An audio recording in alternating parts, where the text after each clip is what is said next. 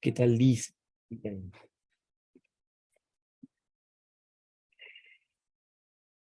Bien, vamos a desarrollar a continuación nuestra siguiente semana. Vamos a dirigirlo ahora hacia el desarrollo humano.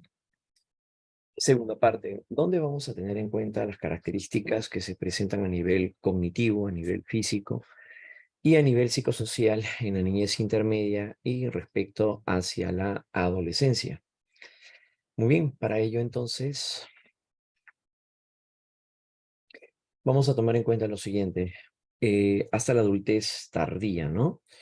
En la niñez intermedia, esta se va a desarrollar de 6 a 12 años, donde los principales cambios a nivel físico vayan a llegar a iniciarse en relación a ellas.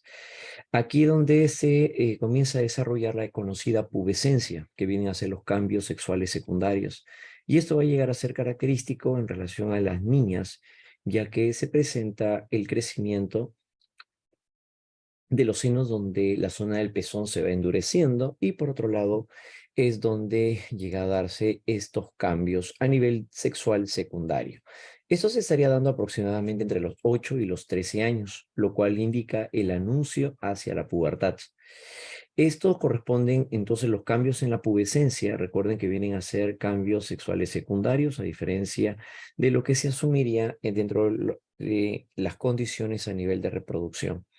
El cuerpo comienza a cambiar, se redondea el abdomen, los muslos, las caderas se van ensanchando y aparece también el vello púbico, lo que más adelante se llegará a convertir pues en el monte de Venus, ¿no?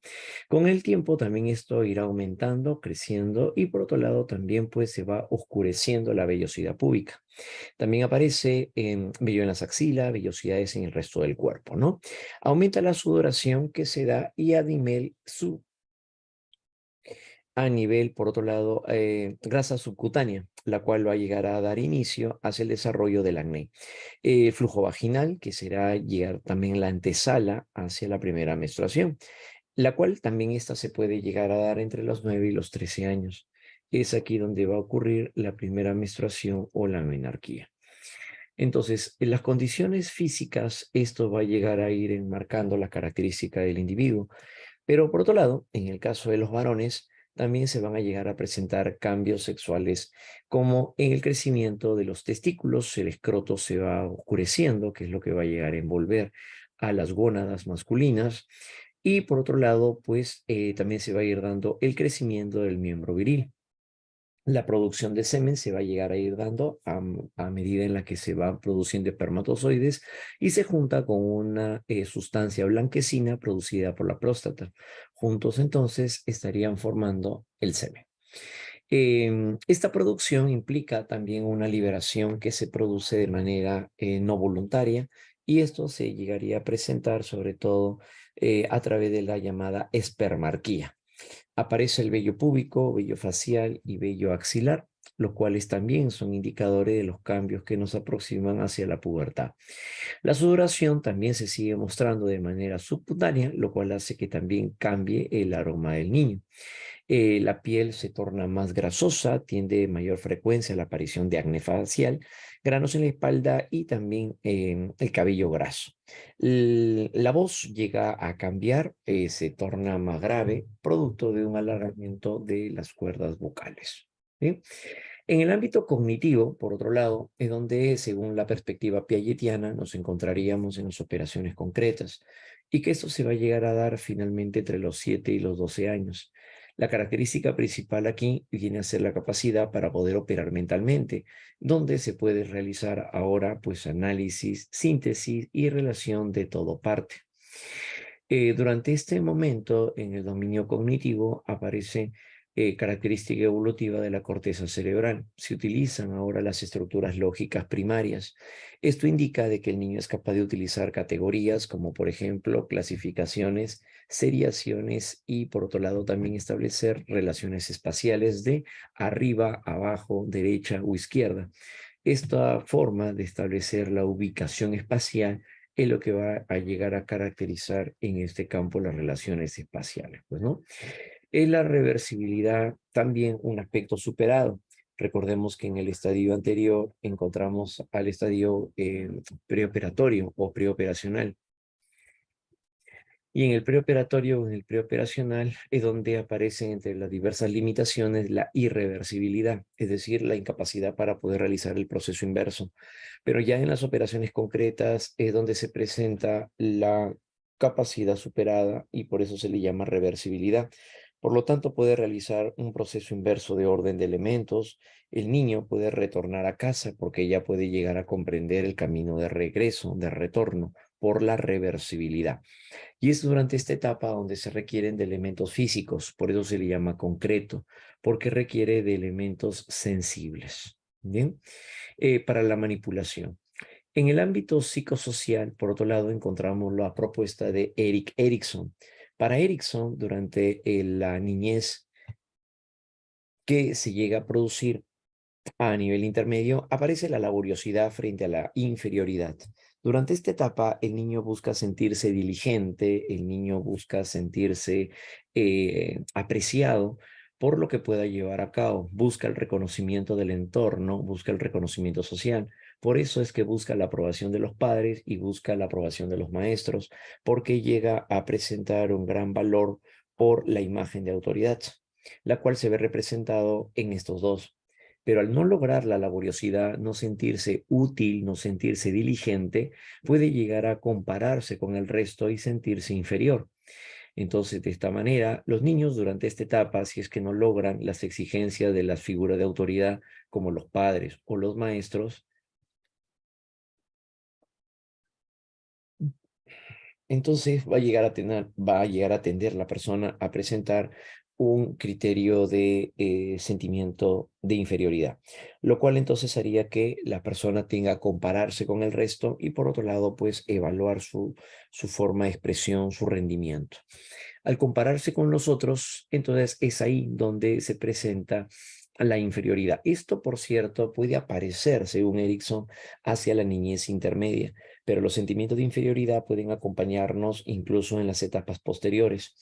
Eso significa que si el niño no se siente laborioso, no se siente apreciado, no se siente valorado, esto puede caer en una inferioridad. Pero esa inferioridad no es aquello que se termina solo porque se llega a avanzar con la siguiente etapa, que sería la adolescencia, sino que esto llega a mantenerse durante la adolescencia e incluso puede llegar a proyectarse hacia la adultez. Entonces, de tal manera de que el niño que no se sintió apreciado, no se sintió valorado, por lo tanto, eso es algo que va a seguir manteniendo, si es que no lo ha superado o no lo supera en su momento, va a seguirlo manteniendo hacia la etapa de la adolescencia y posteriormente hacia la adultez. Bien, entonces a eso es a lo que se refiere Erickson con los conflictos psicosociales, donde lo importante es superar la crisis, es superar el conflicto para poder adaptar la persona o adaptarse la persona hacia un mejor estado dentro de su autoaceptación en la personalidad y autoestima. En cuanto a lo que viene a ser la adolescencia, esta etapa viene a ser un concepto que se utiliza solamente dentro del ámbito, eh, dentro de una concepción cultural. Y lo referimos hacia una condición cultural porque en algunos otros lugares no existe la adolescencia como tal, como etapa del desarrollo, sino más bien como una transición muy breve entre dejar de ser niños para llegar a comportarse como adultos. Y esto se ve reflejado a través de conductas simbólicas o rituales, como por ejemplo en el caso del CEPIC, lo cual implica un ritual que se desarrolla en Nueva Guinea, en Papua Nueva. Esto se llega a producir hacia el norte de Australia. Y en este lugar es donde se practica este ritual en donde los individuos llegan a ser sometidos a sesiones dolorosas de cortes que se realizan en la espalda. Y esta transición de dejar de ser niños para llegar a ser adultos se debe de dar con dolor. Entonces hay culturas en donde señalan que el dolor es la trascendencia hacia un estado a otro. Por lo tanto, el dejar de ser niños para vivir como adultos, esa transición debe de darse con dolor. Y la manera en la cual se ve reflejado esta condición del dolor se presenta a través del rito simbólico. La circuncisión va a llegar a ser otro plano de la cual también a través del dolor se ve reflejada la forma en la cual el individuo presenta esta condición, ¿no? Entonces, ese vendría a ser la adolescencia. Entonces, la adolescencia va a llegar a presentar esta condición al margen de las referencias históricas, las edades referenciales y la variabilidad cultural en nuestra sociedad. El propósito de esta es formar la propia identidad finalmente, ¿no? Y prepararse sobre todo para la vida adulta. Durante la adolescencia, entonces, para los occidentales, que es con lo que nos vamos a quedar, es una etapa de transición donde el niño va a llegar a irse desarrollando hasta pasar o para llegar a la juventud, que sería la adultez.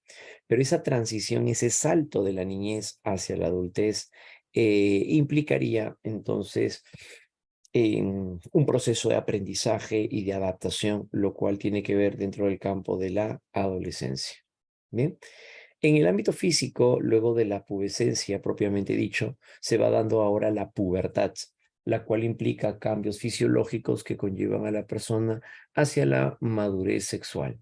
En el caso de ellas, como ya habíamos comentado, es en donde se llega a presentar la participación de la FSH, que es la hormona folículo estimulante. Esta hormona es aquella que estaría produciendo óvulos maduros y estos óvulos maduros al momento de no ser fecundados se destruyen produciendo un sangrado, que es justo lo que se puede apreciar en el caso de la menarquía. Al producirse este acontecimiento es la iniciación hacia la madurez sexual.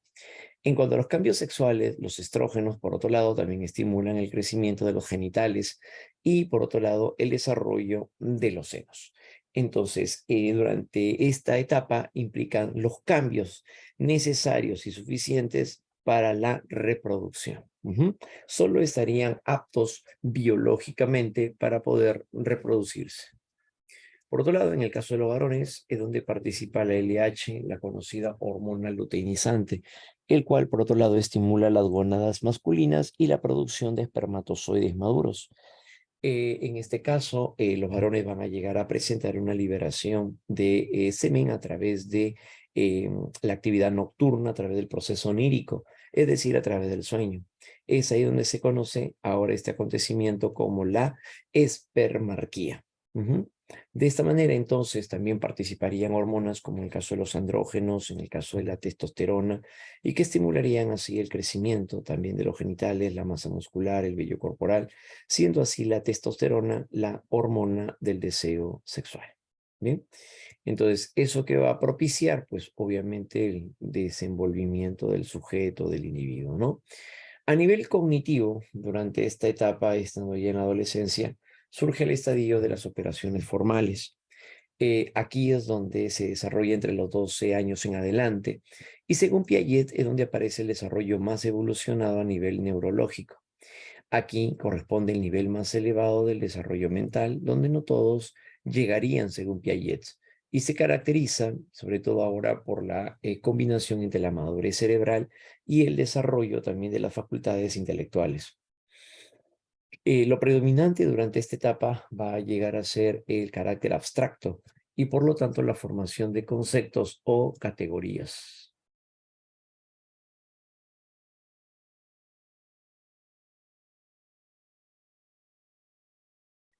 En este campo, entonces, al momento de referenciar las características según Piaget, se presenta en el pensamiento lógico. Este se caracteriza porque llega a presentar una concatenación de ideas para llegar a una conclusión, las cuales se conocen como premisas. A partir de premisas se llega a una conclusión. Una forma bastante formal, rigurosa del pensamiento lógico, según Piaget, se da a través del pensamiento transitivo en donde presenta la forma siguiente: si A es mayor a B y B es mayor que C, entonces A es mayor que C. Se llama pensamiento transitivo, lo cual puede ser reflejado de manera lógica. Eso va a llegar a ser entonces parte del pensamiento. ¿Ya? ¿Listo? Muy bien. Entonces, eso viene a llegar a presentarse, ¿no? Cuando se habla acerca de las oportunidades ambientales, se refiere a la influencia del medio, como por ejemplo la alimentación. La alimentación es un elemento externo que favorece para el desarrollo neurológico. Bien. En cambio, el pensamiento probabilístico consiste en que el individuo ahora es capaz de poder elaborar diversas probabilidades en que puede ocurrir un hecho determinado. Así, entonces, es como se presentan diversas causas o causas posibles frente a algo. ¿Ya? Muy bien, Marco. Entonces, en este caso, al momento de llegar a presentar un pensamiento probabilístico, es porque estaría asumiendo el individuo entonces diversas situaciones probables. De esta manera, entonces, ante la ley de la oferta y la demanda, considera probable que en época de fiestas patrias los precios de los pasajes se elevarán. Entonces, esto va a indicar sobre todo una posición o una forma probable de darse el hecho. Entonces, en el pensamiento probabilístico, el adolescente, ya en las operaciones formales, sería capaz de poder anticipar situaciones. Entonces, si esto se da y esto también, entonces es probable aquello. Entonces, el pensamiento probabilístico permite prever situaciones, lo cual hace que el individuo se adapte también de una mejor manera. Bien, pero las formas de pensamiento más complejos para Piaget vienen a ser el razonamiento hipotético deductivo, donde se formulan ciertas hipótesis para poder llegar a una conclusión y luego confirmarlo de manera experimental. Eso es lo que estaría llegando a caracterizar el pensamiento dado por el silogismo categórico, por ejemplo, ¿no? Donde se formula una hipótesis, luego se llega a establecer una, un supuesto que luego se busca confirmar de manera experimental. En el caso del lenguaje metafórico es donde tiende a darse a continuación la expresión acerca de el lenguaje que implica una interpretación, lo cual se ve reflejado en el lenguaje poético o en el lenguaje filosófico, en donde, por cierto, pues es de carácter interpretativo. Significa que acá lo que se busca es un significado, pero de carácter connotativo, ¿no? Porque se interpreta. Para ello, entonces, utilizamos también los refranes. Los refranes van a llegar a presentar una interpretación, pero también igual de carácter adaptativo, ¿no? Bien. Desde el punto de vista de Elkins, David Elkins, llegó a considerar que los adolescentes tienen una forma de pensar muy particular centrada más en el propio individuo, en el propio sujeto.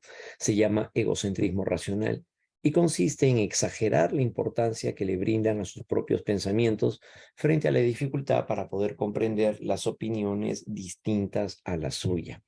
Entonces, Elkin señala entre las formas de expresión la audiencia imaginaria y la fábula personal o la fabulación personal. La audiencia imaginaria indica el hecho en el que el adolescente llega a asumir ser el centro de atención de los demás. Por lo tanto, tiene la tendencia a poder creer que los demás lo están mirando, lo están observando y que pueden estar atentos sobre todo a los aspectos desfavorables de él o de ella como adolescente. Tal vez fijarse en su peso, en el peinado, en la forma de vestir. Cree que va a llegar a ser motivo de crítica por parte de otros. Esa es parte de la audiencia imaginaria. Si tal preocupación, por otro lado, también se sobredimensiona, puede generar dificultades en la autoestima y en casos psicopatológicos puede presentarse también desórdenes alimenticios o, por otro lado, también de la imagen corporal.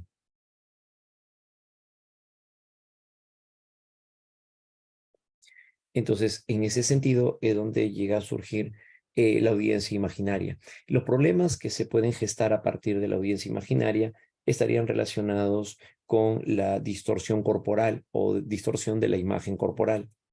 Entonces, la persona puede llegar a ser tan crítica acerca de sí mismo que al momento de verse al espejo puede llegar a verse pues como una persona pues o muy obesa o muy delgada, cuando en verdad pues no hay mayor indicio de ello. Entonces, la persona ha ido cambiando su perspectiva de carácter perceptual, ¿ya? Muy bien, eso va a llegar a suceder. ¿Un adulto todavía puede presentar audiencia imaginaria? Sí. Lo que sucede es que la audiencia imaginaria y la fábula personal forman parte de la inmadurez emocional, por eso es característico del adolescente. Pero esto puede ocurrir incluso hasta un adulto, sí, si es que no se supera.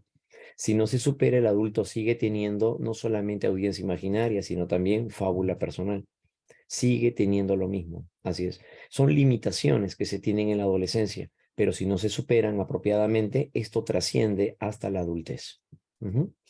Muy bien, igual de la misma manera como ya lo señalaba, pues Eric Erikson, ¿correcto, Abigail? Del punto de vista de la fábula personal, entonces es aquí donde se presenta la idea de sentirse único. No hay otra persona que haya experimentado lo mismo que yo. La idea del adolescente, entonces, de poder creer que nadie puede haber pasado lo mismo, todos han llegado a tener una forma de vida más sublime, en cambio yo soy el que sufro, yo soy el que pasa por esto, por aquello, eso es parte de la fábula personal. Ujú. Entonces, la idea del adolescente, muchas veces que se teje como el hecho de ser un incomprendido, es porque cree que en verdad nadie más puede haber llegado a pasar por algo muy parecido a lo que le está tocando vivir y por lo tanto se sienten únicos. Ese sentirse único no es tan funcional en este caso, porque el sentirse único no es por la idea de identidad como al construir una personalidad estable, sino que el sentirse único en el sentido de que no hay otra persona que haya pasado por la misma penuria que yo. A eso se refiere. La audiencia imaginaria o la fábula personal tiene más bien una representatividad negativa. Ajá, a partir de esto, ¿no? Porque es parte de la inmadurez emocional, ¿ya? En ocasiones, entonces, puede llegar también, por otro lado, a considerarse invulnerable. Sentirse invulnerable significa que cree que nada malo le podría suceder y asume sin mucha preocupación riesgos innecesarios. Por esa razón, entonces, tienden a asumir conducta de riesgo, como cruzar las calles rápidamente al momento de llegar a vivir deportes extremos, por ejemplo, ¿no? Sin medida de seguridad. Entonces, eso vendría a ser la parte de la invulnerabilidad. Ajá. Entonces, eso es justamente lo que va a llegar a presentarse, ¿no? A raíz de ello, entonces, de que nos damos cuenta también, ¿no? De que cree que nada malo le podría llegar a suceder. ¿Listo? Muy bien, entonces esa es la idea sobre todo, ¿no? Así es. Muy bien, entonces esto justamente es lo que se estaría llegando a mostrar.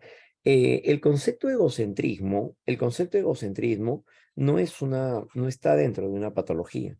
Cuando se habla acerca del concepto de egocentrismo, hace alusión a que la persona va a llegar a asumirse ser como el centro de representación, pero no es una patología en sí, ¿no? Es parte de un comportamiento normal que se da. Lo malo viene cuando no se separa del egocentrismo. ¿Qué significa? Hay que vivir el momento del egocentrismo, pero hay una etapa donde ya debería de superarse. Entonces, superar el egocentrismo es llegar a trascender, por ejemplo, hacia la vida adulta. Claro, ¿no? Pero en este caso no es una patología, ¿no? La parte o la condición del egocentrismo. Bien. A nivel psicosocial encontramos, entre otras características, listo, genial, Valeria. Encontramos, por ejemplo, en este caso, la llamada labilidad emocional. La labilidad emocional viene a darse como la inestabilidad afectiva o la inestabilidad que se da en los estados de ánimo. Es aquí donde las adolescentes, principalmente más que los varones, son los que tienen a oscilar entre la alegría, la tristeza, la melancolía, la frustración y todo ello, ¿no? Forma parte entonces de la labilidad emocional. En la afectividad sexualizada hay un interés por el desarrollo de la amistad, pero también surgen las primeras relaciones románticas. El primer amor, por ejemplo, es aquello que suele estar caracterizado durante la época escolar. Aparece también la necesidad de pertenencia, donde buscan formar parte de un grupo o también, por otro lado, sentirse aceptados. El aspecto propio del sujeto, del individuo, se ve reflejado a través de las primeras experiencias de amistad y las primeras relaciones sentimentales. En la búsqueda de la identidad sugiere que el individuo va a llegar a preguntarse acerca de quién es, cuáles son sus verdaderos gustos o preferencias, porque a partir de la búsqueda de la identidad es donde va a llegar a elegir, por ejemplo, su vocación. Entonces, ¿quién soy yo realmente? Eso es parte de la búsqueda de la identidad. ¿Qué me define como tal? ¿Cómo me siento bien? ¿O cómo es que me quiero sentir? Y es donde se le da un gran valor hacia la apariencia física. Por otro lado, también aparece la elaboración del proyecto de vida. Y en la elaboración del proyecto de vida es una proyección hacia futuro, es un plan a futuro. Bien. Entonces, esto es justamente lo que se estaría llegando a evidenciar, ¿no? Claro, así es. Por supuesto, los cambios de la labilidad emocional se dan por la condición hormonal, sobre todo por la producción de estrógenos. Los estrógenos es lo que estaría llevando a la persona a presentar los cambios que se dan a nivel afectivo. Por la condición hormonal, como en el caso de los estrógenos. Claro, sí, por esa razón. ¿Ya? Muy bien, en el ámbito psicosocial, por otro lado, es donde aparece Erickson señalando la identidad frente a la dispersión de roles. El adolescente busca definirse a sí mismo. Esto es algo de lo que también Erickson señala a futuro. Cuando en la adolescencia se busca determinar la identidad, significa determinar quién soy, cuáles son mis límites, cuáles son mis gustos y mis preferencias. Es ahí donde ustedes eligen una carrera profesional. Busca determinar qué se es y qué se desea hacer en la vida. Realiza un autoanálisis para poder definir cuáles son sus metas o sus propósitos. Es así como se llega a presentar todo este plano. Pero por otro lado, si es que el adolescente no llega a identificar realmente qué es lo que quiere hacer de su vida, entonces vivirá de manera improvisada. Y esa condición de una vida improvisada lo caracteriza la dispersión de roles. Si no se halla a sí mismo, puede vivir improvisando diversas situaciones, como por ejemplo en este caso, a adolescentes que pueden llegar a empezar algún tipo de actividad, pero lo que empiezan no lo terminan, como por ejemplo, tal vez pueden llegar a empezar una actividad académica, pero luego se dan cuenta de que hay mucha competencia, hay que recurrir al repaso de mucha información, prefieren entonces dejarlo y ahora adoptar, no sé, supongamos el estudio de cocina, probablemente el estudio de reparar celulares, se pone a estudiar idiomas y lo que empieza finalmente tampoco lo termina. Entonces, eso se llama dispersión de roles. Ahora, esto estaría surgiendo en la adolescencia, pero si no se supera este conflicto, puede llegar a mantenerse la dispersión de roles, incluso eh, puede llegar a darse incluso durante la adultez. Por eso podemos encontrar adultos entre 20 y 25 años, estamos hablando de la adultez temprana, los cuales pues no han iniciado ningún tipo de proyecto de vida. No llegan a encontrarse o hallarse a sí mismos. ¿Qué sé hacer? ¿Qué me gusta hacer? ¿En qué me quiero convertir? Entonces no hay eso, se convierte más bien en una dispersión de roles. Eso va a llegar a ser una dispersión de roles. Bien, y esto es lo que puede llegar a caracterizar en relación al individuo, ¿no? Durante la adultez temprana, por otro lado, esto se va a llegar a ir caracterizando entre los 20 y los 40 años. Es aquí donde aparecería una mayor independencia, tanto en el ámbito económico como en la toma de decisiones. Es esta edad donde se llegan a formalizar las relaciones interpersonales, sobre todo de carácter sentimental, y es ahí donde se puede llegar a forjar las relaciones íntimas de pareja, en la que llega a presentarse esta condición, ¿no? A nivel físico, la persona se encontraría en la mejor condición. Aparece con mayor fortaleza, mayor resistencia, mayor energía y está expresada en la realización de múltiples actividades. Los problemas que se puedan llegar a tener de salud pueden estar vinculados a problemas congénitos, problemas hereditarios o incluso también de acuerdo a la actividad que realiza. Si el joven llega a presentar mayor actividad laboral, y poco momento de descanso eh, o actividad física, entonces sucede que la persona tiende a presentar una fuerte necesidad de adaptación. En este caso, las personas que llegan a presentar niveles altos de estrés tienden a presentar también problemas como obesidad mórbida, puede llegar a darse. Los niveles altos de estrés tienden a generar problemas de salud, problemas coronarios, y por otro lado también poder llegar a manifestarse a través de respuestas fisiológicas o biológicas.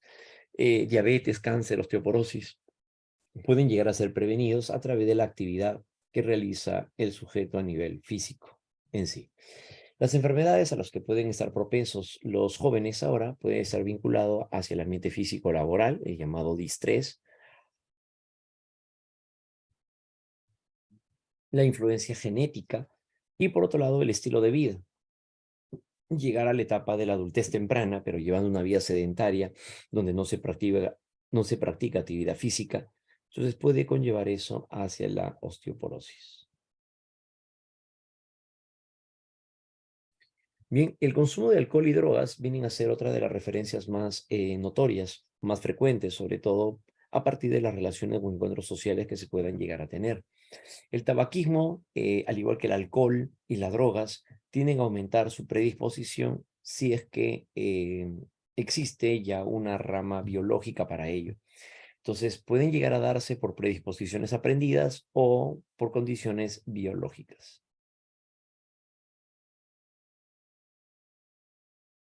En ese sentido, entonces, esto es lo que estaría caracterizando hacia la juventud, ¿no? Más allá del pensamiento cognitivo, del punto de vista de la adultez temprana, ahora aparece un personaje llamado Jean Sinot, un personaje que evalúa el pensamiento piagetiano, pero que ahora llega a plantear un pensamiento de carácter más adaptativo. Y esto se llega a conocer como el pensamiento dialéctico.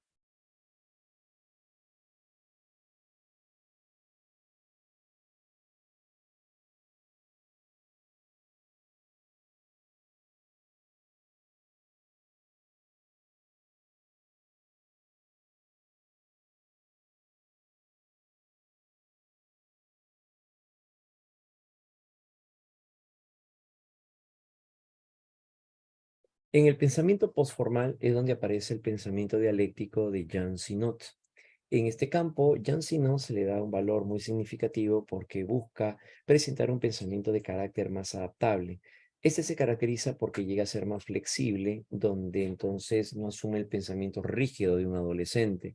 Para un adolescente, dice Jean Sinot, las decisiones que toma, las situaciones que abarca vienen a ser entre blanco y negro. Entonces, no hay otro día, no hay otro momento, debe de ser ese el que me dijeron para ir a comprar. Entonces, el adolescente tiende a presentar un pensamiento más dogmático. En cambio, el pensamiento de naturaleza postformal se caracteriza por ser flexible, por ser abierto y por ser adaptativo, en el que el sujeto emplea lo aprendido en sus experiencias previas para poder ajustarse así al medio. Bien. Entonces es a partir de las relaciones que tiene con su experiencia, con sus saberes previos, lo cual lo vincula y lo hace más adaptable hacia el entorno. El pensamiento postformal, dice Jean Sinot, es más complejo que lo que había presentado Piaget, porque este se va a llegar a dar a través de una adaptación, el cual implica el que el sujeto pueda llegar a presentar entonces un manejo de sus propios estados afectivos para poder tomar mejores decisiones. Entonces, fruto de su experiencia y de nuevas o situaciones más complejas, es donde le permite adaptarse hacia el entorno. Se caracteriza, por tanto, así en la capacidad de poder manejar la incertidumbre, la inconsistencia, la contradicción y el compromiso. El pensamiento se vuelve mucho más flexible porque la persona llega a ejercer su propia forma de ver las cosas. Eso implicaría el llamado relativismo. Presenta así un pensamiento entonces más adaptativo, donde a veces las reglas pueden llegar a ser quebrantadas. Claro, ¿no?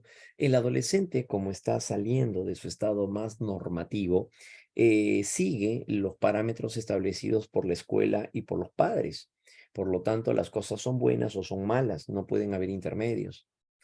Eso es durante la etapa de la adolescencia, es la transición. Pero cuando ya se llega a la adultez, se da cuenta que el pensamiento rígido que tenía, producto de los padres y producto de la escuela, se da cuenta de que más bien pueden llegar a permitirle tomar nuevas situaciones, nuevas decisiones que le permitan ajustarse a otro entorno. Entonces, a eso se le llama pensamiento flexible. Esto está unado al pensamiento relativista, donde las cosas no son blanco ni negro, sino que en ocasiones, por ejemplo, robar puede estar justificado. Entonces ya no asumen simplemente en base a las normas y las reglas rigurosas, sino sobre todo en el carácter adaptativo en el que se presenta tal o cual situación.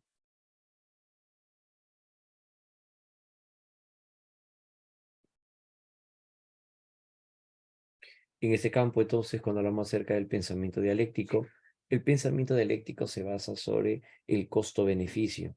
¿Qué significa? Evaluamos el pro y el contra para tomar una decisión. Como por ejemplo, entre seguir estudiando en la universidad y empezar a trabajar, evaluamos el costo-beneficio.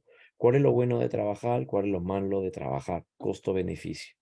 Entonces, durante la juventud, durante la adultez temprana, este tipo de pensamiento nos ayuda para poder tomar decisiones. Y estas decisiones van a llegar a ser más complejas que decisiones cuando se tenían en la adolescencia, pues obviamente más trascendentales, como por ejemplo, entre estudiar y trabajar, probablemente al momento de viajar a un lugar donde no conocemos a nadie, empezar a vivir solos o convivir con alguien, algo que ocurre durante esta etapa. Entonces, ese tipo de decisiones que se toman implican un análisis y para ello se requiere de evaluar de la forma costo-beneficio, donde se presenta la tesis, la antitesis y la síntesis, donde esta última, la síntesis, vendría a ser la conclusión a la que se llega. Desde el punto de vista de Lawrence Kohlberg, a continuación nos vamos ahora hacia el desarrollo moral. En el desarrollo moral de Kohlberg se le da un fuerte valor hacia la argumentación. Para Kohlberg, lo que consideraba era que el desarrollo maduracional, la capacidad racional del sujeto va a ir evolucionando, pero teniendo en cuenta la argumentación dentro de un juicio, dentro de un planteamiento moral. Entonces, Colbert fue seguidor de Piaget y consideró de que la forma como argumentamos un juicio de carácter moral es como estaría expresándose a su vez el desarrollo cognitivo. Colbert así considera esencial comprender la estructura del razonamiento frente a los problemas de carácter moral. Es así entonces que en sus investigaciones no se centra pues hacia los valores específicos de los razonamientos morales, sino en la manera como se justifican cada juicio.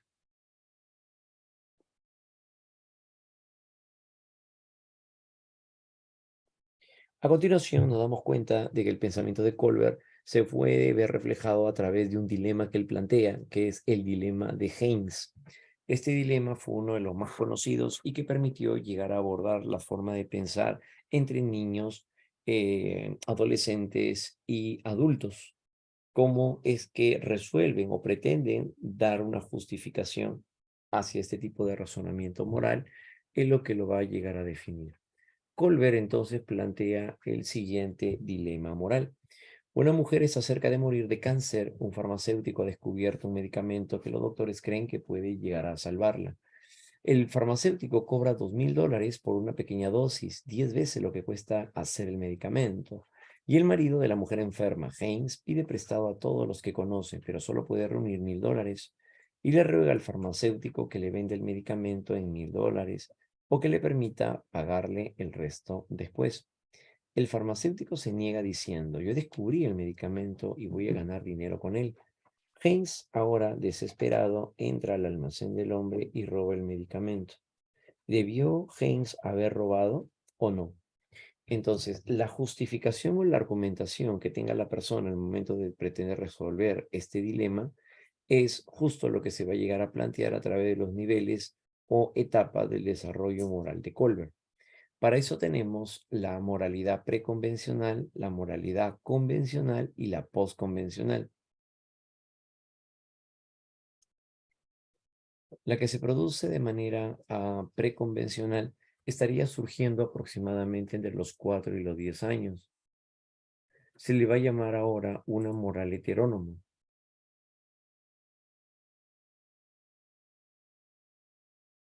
Una moral heterónoma es una moral que está siendo condicionada por el medio social, y esto es lo que se ve reflejado también en este campo. En la etapa 1, la persona actúa en base a controles externos, en base entonces a normas, sobre todo presentadas por los progenitores. Obedecen reglas para poder evitar el castigo o recibir la recompensa.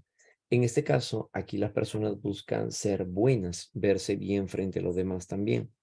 Se concentran más en las formas físicas, como el tamaño de la mentira, o por otro lado también al momento de reaccionar impulsivamente con los demás.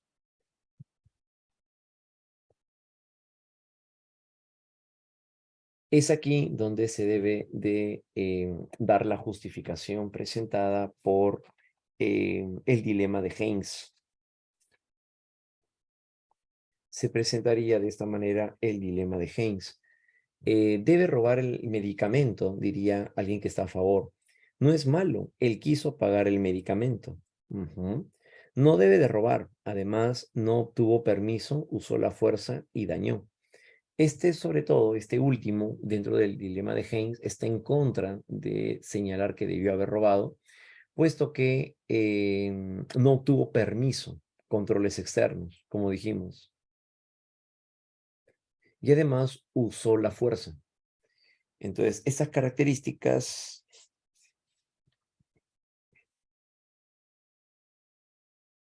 esas condiciones son las que se van a llegar a presentar entonces al final, ¿ya? Muy bien, para ello entonces va a llegar a ser sumamente importante la manera de poder, sobre todo, evitar el castigo, ¿no? Esa es la idea que se va a llegar a presentar, el evitar el castigo. Aquí es ahora donde prima el individualismo. Al primar el individualismo, significa que la persona actúa bajo su propio beneficio. Claro, se da para poder pedir algo a cambio, considera el acto en términos de necesidades humanas.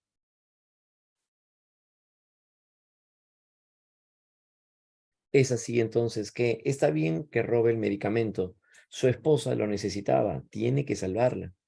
Entonces aquí el detalle está en que está dándose en base a la característica de necesidades, decíamos, ¿no? El farmacéutico no es malo, solo quiere tener un beneficio justo. Nuevamente, se actúa en base a necesidades y en base a beneficios. En base a necesidades o en base a beneficios. Bien. Por otro lado, tenemos también la moralidad convencional de 10 a 13 años. Es aquí donde se estaría dando la figura de autoridad. Esto significa entonces que las personas actúan en base a los modelos que se han llegado a formar, como por ejemplo en el caso de la dirección, actuar en base a lo señalado por el maestro, y por lo tanto eso viene a ser la figura de autoridad. Hay una preocupación además por sentirse buenas y agradar a los demás. Aquí prima ahora el llamado sentimentalismo. Toman en consideración las circunstancias presentadas por el sujeto. Está bien entonces que robe el medicamento, lo importante es el amor que siente por su esposa. Y aquí se da la regla de oro. ¿Qué significa la regla de oro? En la regla de oro indica trata a los demás como te gustaría ser tratado. Esa es la regla de oro. No está bien robar, no es que el esposo sea insensible o que no la ame. El farmacéutico más bien es el egoísta y es el insensible. Ujú. Entonces, de esta manera, en la regla de oro, significa entonces llegar a actuar o privarse de una acción en función al llegar a pensar en lo demás. Entonces, yo no haría tal o cual cosa porque no me gustaría que me hagan lo mismo. Esa sería la forma como se presentaría la regla de oro. En etapa 4 se le da valor ahora a la conciencia social. ¿Qué pasaría si todos actuáramos de la misma manera? Y se actúa en base al deber. Cuando hablamos acerca del deber, se refiere al sentido de responsabilidad que tiene el sujeto. Como por ejemplo, debe de robar. Si su esposa muere, es su responsabilidad. Entonces, en base a esos términos es donde se va a llegar a presentar. Y por tanto, se considera que el acto es erróneo independiente del motivo o de las circunstancias. Un aspecto clave que se va a mostrar. Está bien que quiera salvar a su esposa, pero robar siempre será algo malo. Entonces, en este campo, la persona o el individuo actúa, pero ya independientemente más bien de las circunstancias. Bien. Por otro lado, en la moralidad postconvencional, que es la parte más evolucionada, diría Colbert, se da la moral autónoma. Aquí se producirá que en la etapa 5 la persona actúa de manera imparcial, como por ejemplo un jefe de policía, a lo mejor un policía de tránsito, ahí está. Y es aquel que llega a actuar de manera imparcial. Si el tipo se ha llegado a pasar la luz roja, por más que pues le diga que le perdone en ese momento, no lo va a volver a hacer, o por el hecho de que estamos a víspera de Navidad, eso no es una justificación para no colocarle la papeleta. Entonces, en este caso, la persona actúa en base a la imparcialidad y en base a la justicia. Se valora el bienestar de la sociedad y sobre todo se actúa en base a las leyes. Por lo tanto, la ley no rige en estas circunstancias. No es correcto robar, pero se justifica. ¿Bien?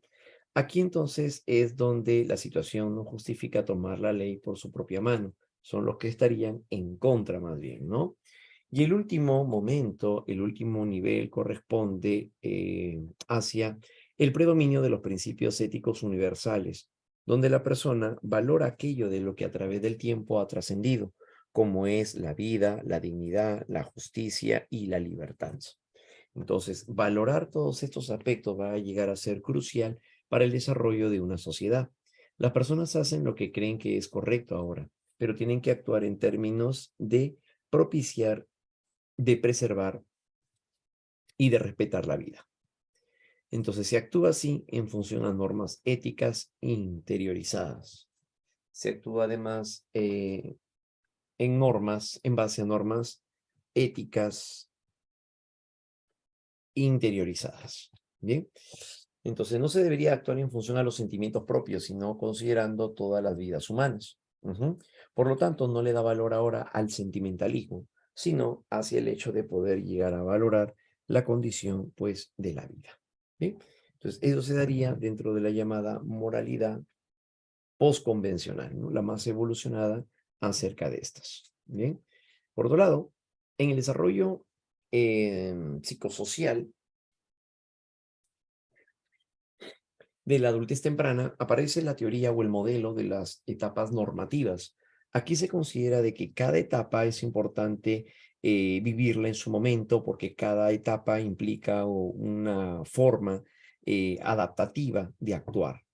Entonces, cuando el sujeto llega a seguir cada momento, cada paso, termina su carrera, formaliza su relación de pareja, se casa o convive, tiene hijos. Entonces, cuando se pasa por estas etapas, es menos frustrante la forma como el individuo vive su adaptabilidad. Ujú.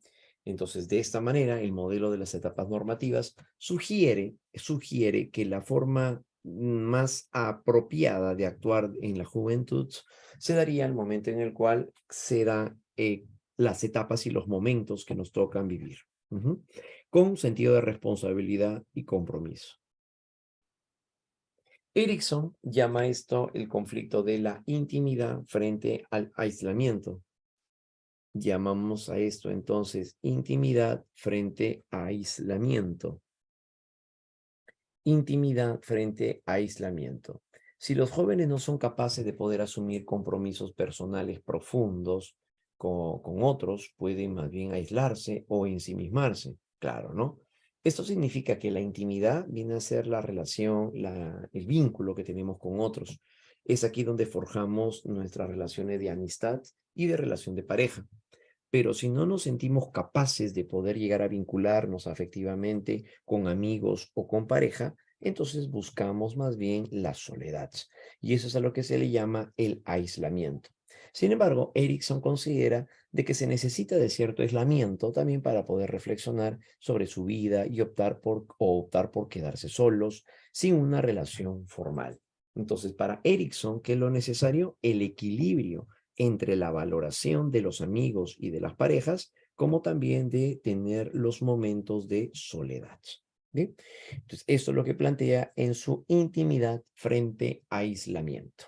Por otro lado, Erickson considera un valor muy importante en la relación es la parte ética, el desenvolvimiento de manera correcta, pero sobre todo la forma en la cual se llegan a las relaciones maduras de pareja es cuando se han superado los conflictos anteriores. Por lo tanto, se desarrolla confianza, se desarrolla la laboriosidad, la intimidad, la iniciativa.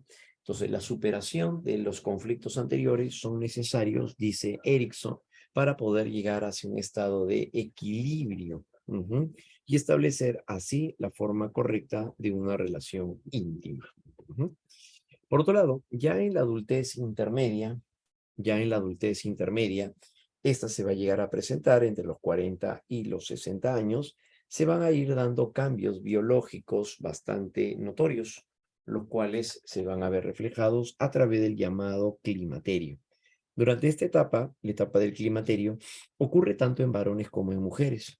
durante el climaterio, va a llegar a suceder más bien que ambos van a presentar cambios biológicos, hormonales y de otra índole fisiológica como una antesala en las mujeres en el cese de la capacidad reproductiva, o sea, la forma en la cual pues dejarán de menstruar y por lo tanto ya no podrán llegar a seguir concibiendo niños. Y en caso de los varones sería la disminución de la fertilidad. ¿Bien? Entonces, a raíz de ello es en donde se va a llegar a presentar, ¿no? A continuación.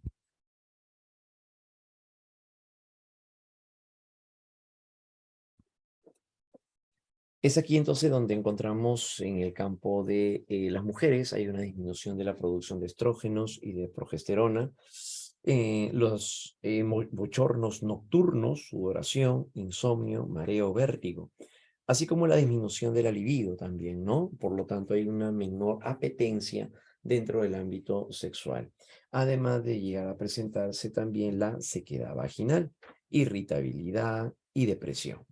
En el caso de los varones,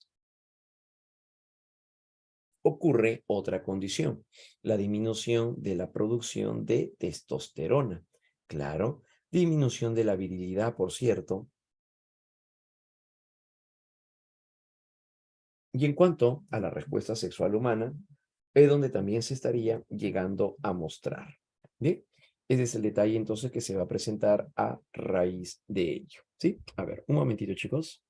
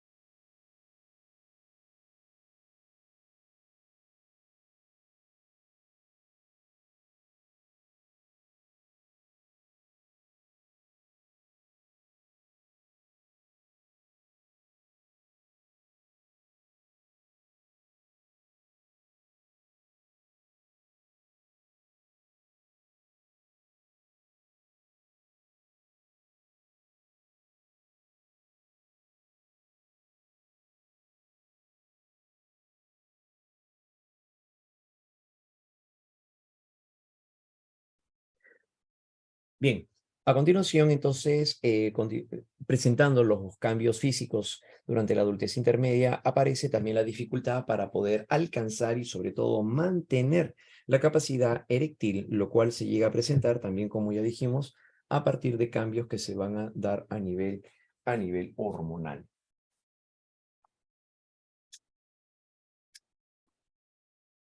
Bien, la disminución de la fuerza y del volumen eyaculatorio también van a llegar a presentar cambios, ¿no? Así como la disminución de la fertilidad. Muy bien, todo ello entonces va a llegar a ser como antesala hacia la menopausia y la andropausia. Ellas estarán presentando estos cambios aproximadamente pues al llegar hacia los 45 a 52 años. El climaterio se da antes de esta edad. Y en el caso de la andropausia es donde se estaría llegando a evidenciar hacia los 50 años en adelante. Bien, entonces todos estos cambios van a llegar a ir acompañando no solamente los cambios hormonales, sino que también por otro lado va a ir presentando cambios como la presbiopía. Aquí es donde la persona se reduce la capacidad visual. Por otro lado, a la dificultad en la presbiopía o la presbicia es que la imagen se forma detrás de la retina. Por lo tanto, va a presentarse la necesidad de tener que alejar el objeto para poder visualizarlo de la mejor manera, así como una disminución de la fuerza y la coordinación muscular y la tendencia a mantener las competencias físicas es posible que se dé dependiendo del estilo de vida que se haya tenido. En el ámbito cognitivo aparece el máximo desarrollo intelectual. Aquí los mejores científicos, escritores y artistas consiguen sus mayores logros en esta etapa, aun cuando la producción disminuya en cantidad, pues llega a aumentar en calidad. Entonces, de esta manera ya no producen tanto, pero lo que producen tiene un mejor desempeño. A eso es a lo que se refiere. Y en el ámbito a nivel de la adultez intermedia es donde surge la generatividad frente al estancamiento. Durante esta etapa, el adulto intermedio llega a presentar la necesidad de guiar a las nuevas generaciones y transmitir su experiencia. La generatividad viene de la mano, según Erickson, al momento de llegar a presentar las instrucciones. Cuando los padres de hijos adolescentes tienden a utilizar sus propias experiencias para poder guiar a estos, entonces es ahí donde se presenta la generatividad. Por eso para Erickson corresponde a la preocupación del adulto intermedio por orientar a la generación futura, dejarles así un legado, lo cual se puede reflejar también en la crianza de los hijos, en los nietos o incluso en la guía o tutoría de otros. De no ser así, se podría más bien experimentar pues el estancamiento o el sentido de la inactividad o de la inutilidad, que significa que cuando el adulto se va dando cuenta de que los hijos los necesitan menos, entonces puede llegar ahí presentarse el ámbito del estancamiento. Por eso, la necesidad de muchos adultos durante esta etapa de poder realizar o emprender cosas nuevas, a poner algún negocio, probablemente a viajar o realizar algún tipo de actividad como regresar a las aulas, regresar a la escuela, a la universidad, etcétera, para poder llegar a mantener más bien el estado de utilidad. Si no, se viviría el estancamiento. ¿Bien? Para Eric Erickson. Finalmente, al llegar hacia la adultez tardía, se presenta en esta última etapa, desde los 60 años en adelante, cambios a nivel físico, donde los cambios van a estar representados pues acerca de la manera como se presenta el movimiento rápido o el movimiento lento, ¿no? Bajo esta forma encontramos de qué cosa es lo que llega a significar en sí el envejecimiento. A nivel sociocultural, se señala que el concepto de vejez llega a entenderse en un plano cultural, ya que las personas cuando llegan a ser entrevistadas en Occidente, llegan a concebir en la gran mayoría de que llegar a la vejez más bien viene a ser una etapa de problemas, problemas auditivos, problemas visuales, de entendimiento, lentitud para comprender, etcétera. Y por tanto se asume más como algo indeseable. Para los occidentales, aproximarse a la vejez estaría cursando entonces como algo indeseable. En nuestro medio se interpreta la vejez bien a ser una señal más bien de problemas auditivos, olvidos continuos y también la incapacidad para poder aprender. Entonces, como que se tiene una tendencia, una disposición más negativa. Se percibe así en nuestro medio social que llegar a la vejez implica más problemas que beneficios.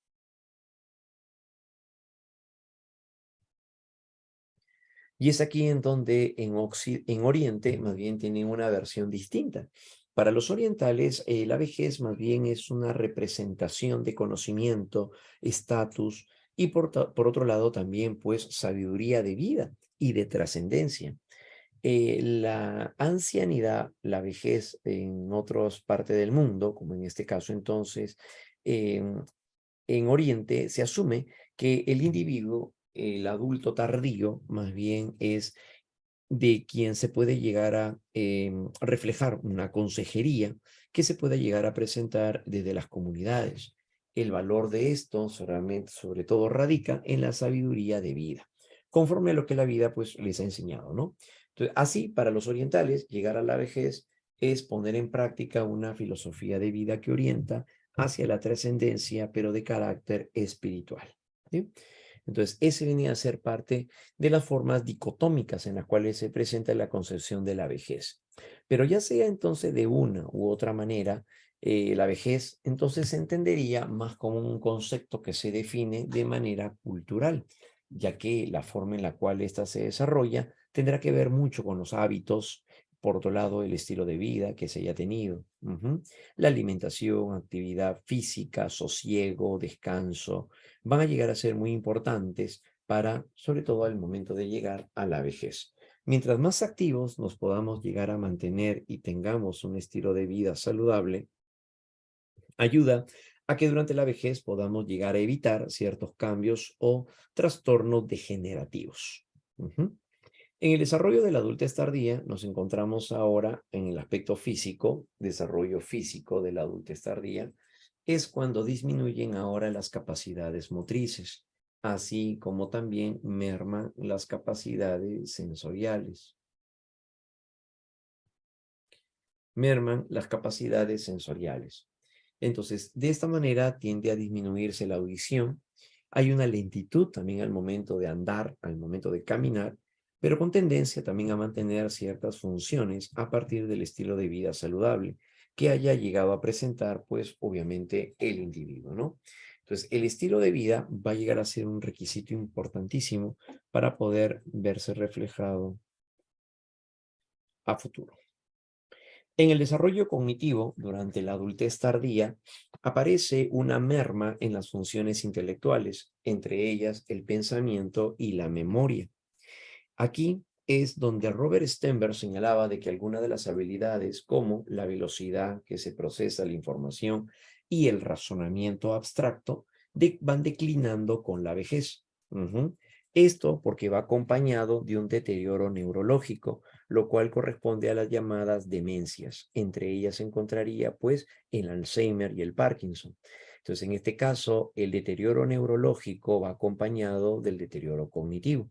La parte biológica es el deterioro cerebral, mientras que la parte psicológica vendría a ser la disminución de las capacidades intelectuales.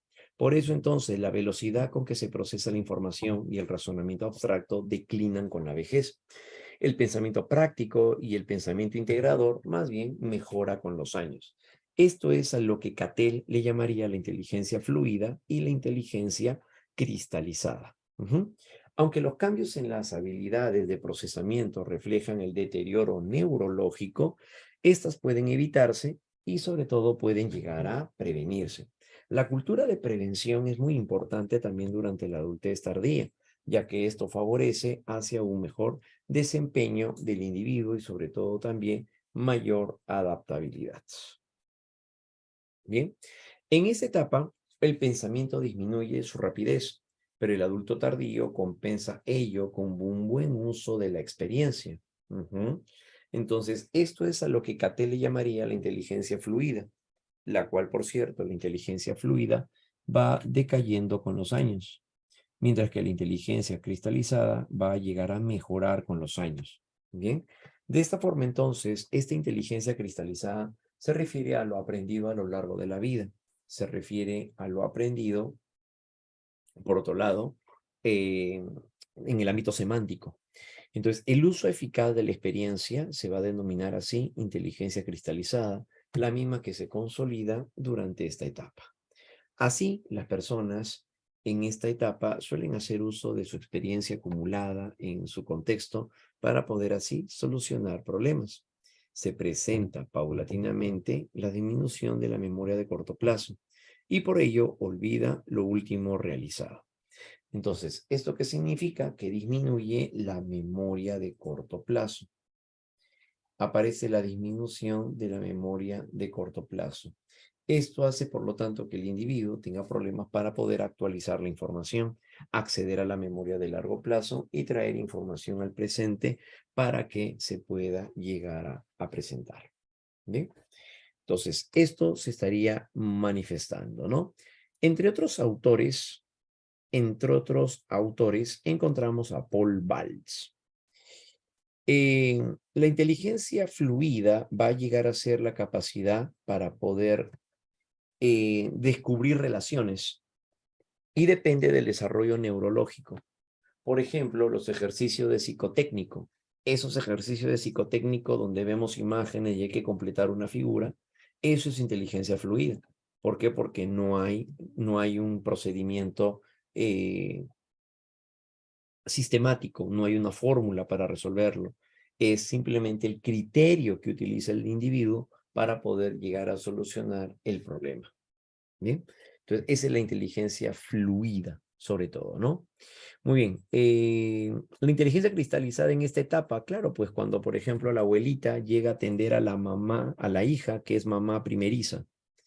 Entonces, la abuelita que atiende a su hija, que es mamá primeriza, entonces, con la experiencia que ella tiene de los 5 hijos que ha tenido, entonces le permite, obviamente, llegar a ser más adaptativa y, por lo tanto, aconsejar a la madre primeriza.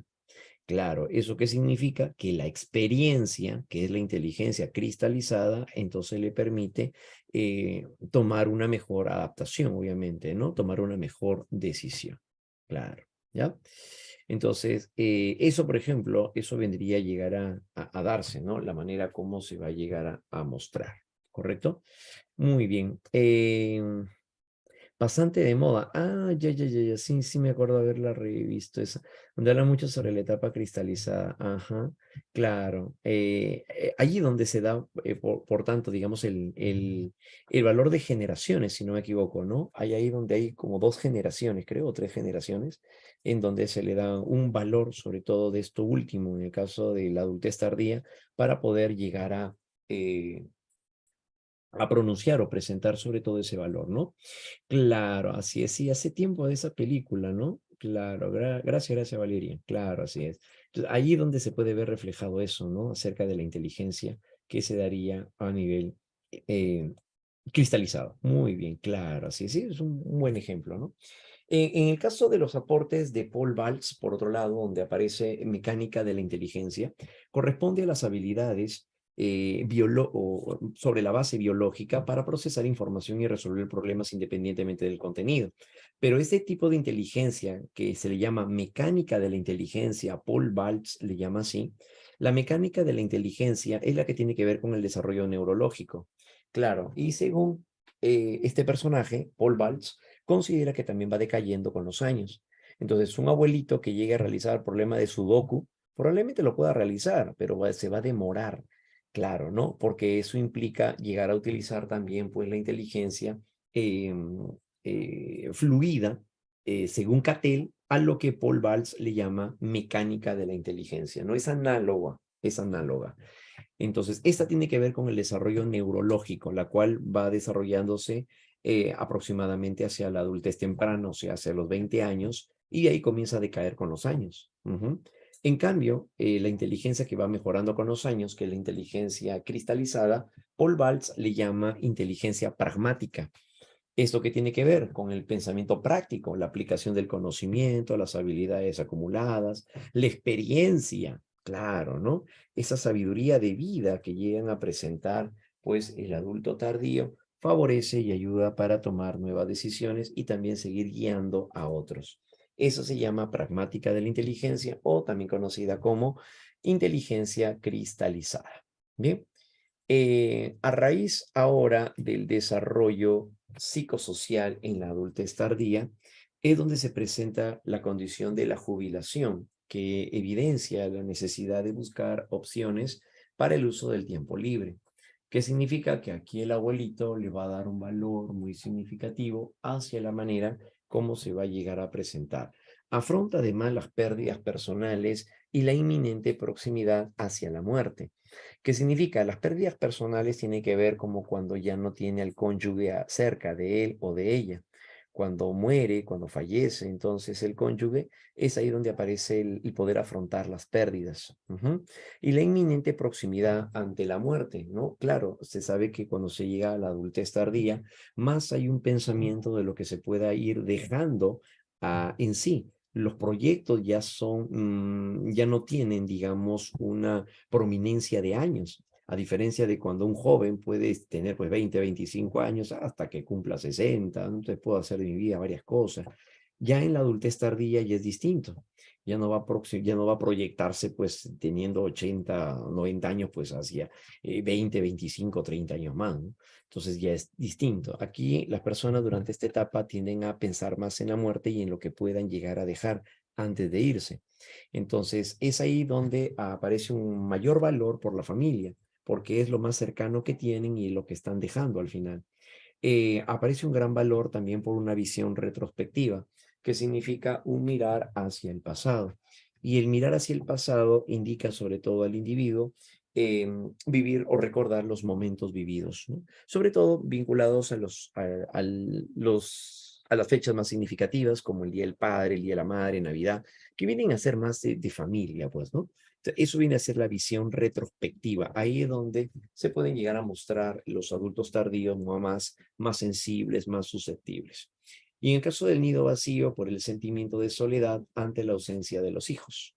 Ujú. Sentimiento de soledad ante la ausencia de los hijos. Esto era mucho más frecuente, sobre todo, bueno, hasta hace más de unos 30 años aproximadamente, en donde se asumía que el hijo, desde que se comprometía, debía entonces ya de salir de casa. Entonces, eso, por ejemplo, ¿no? A eso a lo que se le llama el nido vacío, porque los padres pasaban por la edad o la etapa en donde tenían que vivir ese duelo de vacío afectivo al no tener a los hijos cerca. ¿Por qué? Porque era parte del hecho de tener que abandonar la casa, el hogar paterno, y para poder formar su propia familia. Entonces, hoy por hoy, pues eso ya va cambiando, pues, ¿no? Ya la modernidad y múltiples otras situaciones, al contrario, pues los hijos ya no se van, pues, ¿no?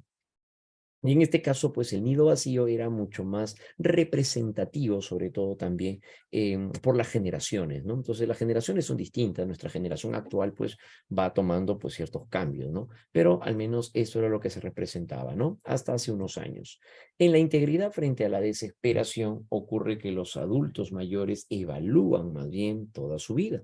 La integridad significa que el individuo comienza a valorar todo lo que ha vivido hasta el momento. Entonces, aquí donde le da un valor, ha tenido un valor significativo el haber tenido una carrera, valió el haber tenido hijos, valió el haber tenido pareja, cónyuge, entre otras. Entonces, si la respuesta es favorable, eso se llama integridad, porque viene a darle el sentido de la vida. Entonces eso significa que la persona llega a pasar por un momento, una etapa en su vida donde evalúan si lo que llegó a realizar, lo que llevó a cabo, lo que hizo, las decisiones que tomó fueron las más apropiadas. Y de ser la respuesta favorable, eso implicaría la integridad, el sentido de realización de la persona por haberse encontrado o haber llegado incluso hasta esta etapa. Ujú. Pero por otro lado, también si no fuera así y el balance se tornara negativo, la imposibilidad de cambiar el pasado los haría sentirse sin esperanzas, provocando así depresión. Claro, ¿no? Porque no hay forma de cambiar el pasado. Ante esa realidad, entonces sucede que el individuo desarrolla la desesperanza aprendida. En su desesperanza implica el tener que resignarse a que las cosas no podrían llegar a cambiar, sino tendría que aceptar el pasado. Bien, a continuación entonces, vamos ahora sí, dejamos por este lado y nos vamos ahora hacia el desarrollo de nuestro material. Muy bien, entonces tenemos el tiempo suficiente para poder ir revisando a continuación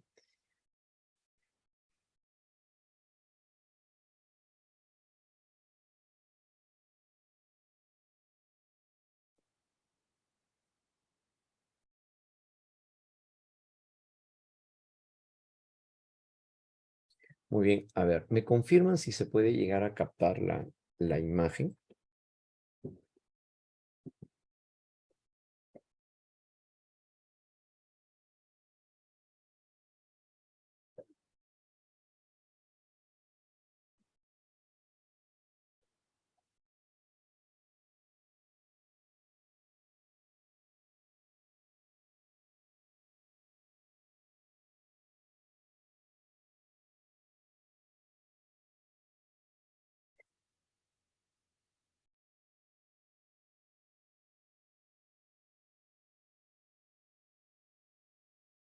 No se puede ver.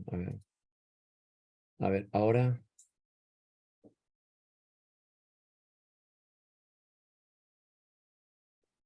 ¿se puede ver? Ahora sí, ya. Listo, genial. A ver, chicos. Entonces,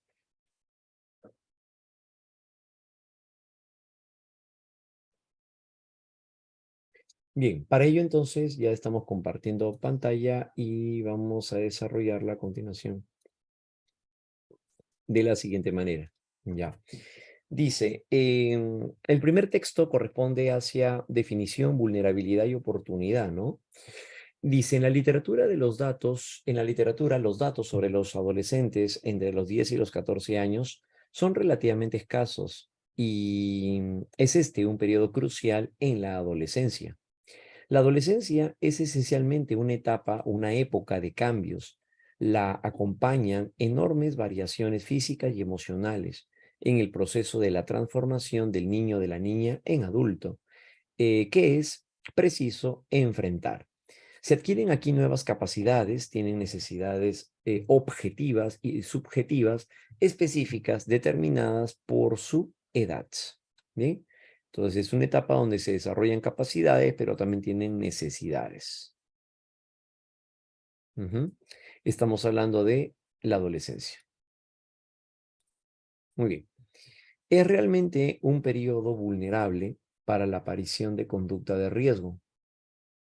Es realmente un periodo vulnerable para la aparición de conducta de riesgo, los cuales pueden encontrarse por sí solas o concurrir y traer consecuencias para la salud a nivel económico y a nivel social. Se requiere de programas que garanticen información y servicios, además de potenciar los factores protectores para reducir las mencionadas conductas. Entonces las acciones que se llevan a cabo estarían enfocadas, dirigidas hacia las conductas de riesgo. Durante la adolescencia, entonces, hay una mayor disposición hacia presentar conducta de riesgo. Pero la adolescencia no es solo una etapa de vulnerabilidad, sino también de oportunidad. Es el tiempo en que es posible contribuir a su desarrollo, a ayudarla a enfrentar los riesgos y la vulnerabilidad, así como prepararlos para que sean capaces de desarrollar sus potencialidades. Muy bien. Entonces, es aquí donde vemos, dice, no, no es solo una etapa de vulnerabilidad, sino, recuerden que ese conector es importante, el sino, porque lo que viene a continuación es una relevancia a la cual debemos de enfocarnos. Dice, en la adolescencia es una etapa de oportunidad, tiempo en el que es posible contribuir al desarrollo y ayudarle a enfrentar riesgos.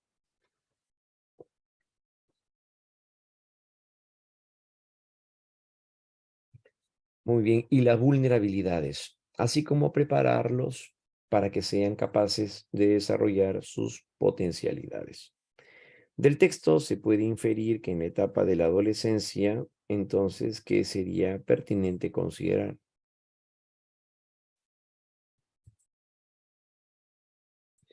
Entonces, para ello que tenemos, dice, del texto se puede inferir que en la etapa de la adolescencia, los momentos críticos que se tienen impedirían un real desenvolvimiento en el mundo de los adultos y por lo tanto requiere siempre de una supervisión.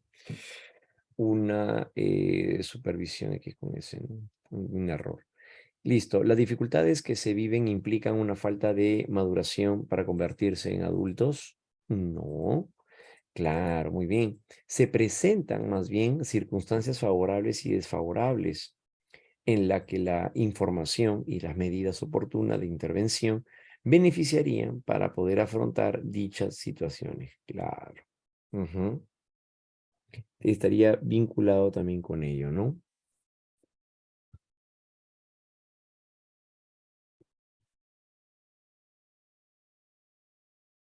Ya es un punto bastante favorable que podemos llegar a tenerlos, ¿ya? Ujú. Por otro lado, dice, es inevitable las condiciones adaptativas, es inevitable, nos dice aquí, ¿no?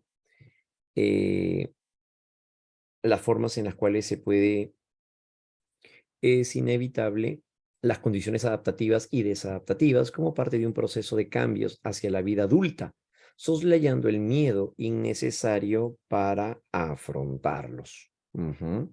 Aparece ahora un fuerte deseo, aparece, dice, ¿no? Un fuerte deseo inevitable en las condiciones adaptativas y desadaptativas como parte del proceso de cambios hacia la vida adulta, solayando el miedo. Aparece un fuerte deseo también en el desarrollo del proyecto de vida, ¿no? Claro, allá. Entonces, en este apartado, ¿cuál podría llegar a ser la referencia más importante? Y es que nos damos cuenta que durante la adolescencia aparece entonces como esta etapa de transición, el vivir, dice, ¿no? En el enunciado, ciertos episodios, ciertos acontecimientos, por los cuales entonces va a ser necesario que el individuo obviamente se acomode hacia nuevas situaciones, nos dice, ¿no?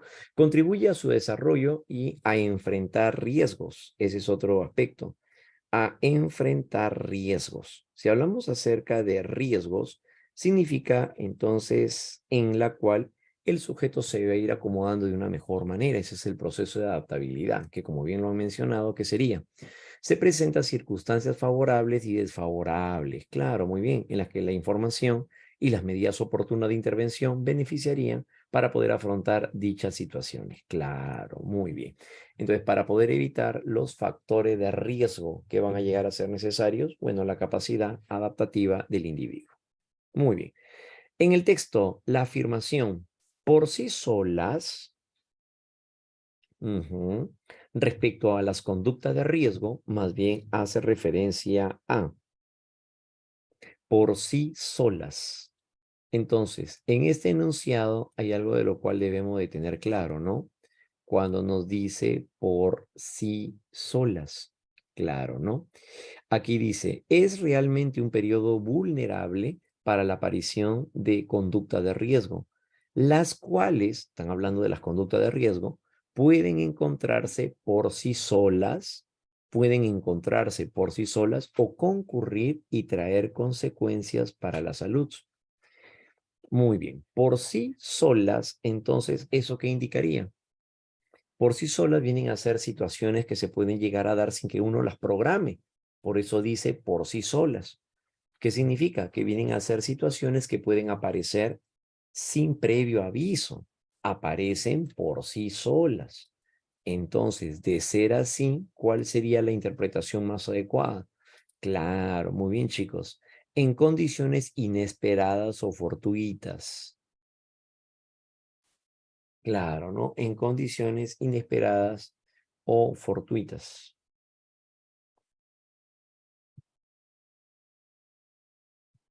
Del texto se puede llegar ahora a colegir que la etapa de la adolescencia implica una etapa de peligros y de inestabilidad necesaria para afrontar el mundo de los adultos. Bueno, en el enunciado no nos habla acerca de ello. Estamos hablando de una inferencia. Se resalta el valor por la participación de entidades que guíen el desarrollo para afrontar ciertos factores de riesgo, brindándoles herramientas para tomar buenas decisiones. Ujú. Se trata del valor, dice, ¿no? Por la participación de entidades que guíen al adolescente para poder afrontar los factores de riesgo. brindándole herramientas. La niñez y la adultez están mediatizadas por la participación de los adolescentes, que buscan desarrollarse a través de la información adecuada y medida de prevención. Si no se protege las necesidades de los adolescentes, los factores de riesgo se presentarán de forma más a menuda y poco favorables.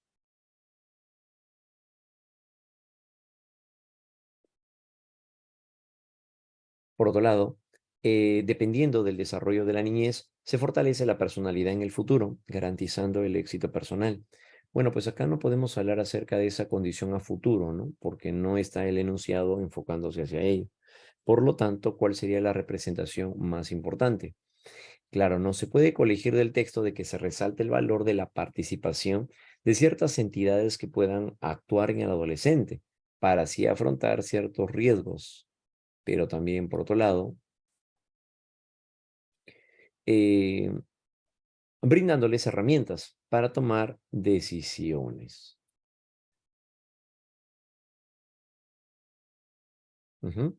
De esa manera, entonces aparece en la pregunta número 3. Claro, ¿no? El desenvolvimiento de los adolescentes está enfocada sobre todo a poder llegar a emplear sus mecanismos o herramientas de adaptación. Juana le dice a su compañera que desea salir este fin de semana con el primo de su mejor amigo, a pesar de que éste tiene enamorado. No hagas eso. ¿Te gustaría que Rigoberto, el enamorado de Juana, te haga lo mismo? Juana se encontraría a la compañera de Juana, perdón, ¿no? El enamorado de la compañera de Juana, es Rigoberto. ¿Te gustaría que te haga lo mismo? Entonces, aquí hay una palabra clave que debemos de llegar a tener en cuenta, que viene a ser, ¿te gustaría que te haga lo mismo? ¿Te gustaría que ¿Te gustaría que te haga lo mismo? ¿Qué significa? No hagas lo que no te gustaría que te hagan. Entonces, ¿eso qué vendría a ser? La regla de oro.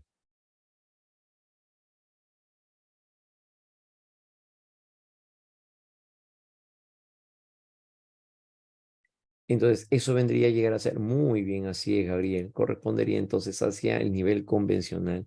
Y esto se llamaría la regla de oro.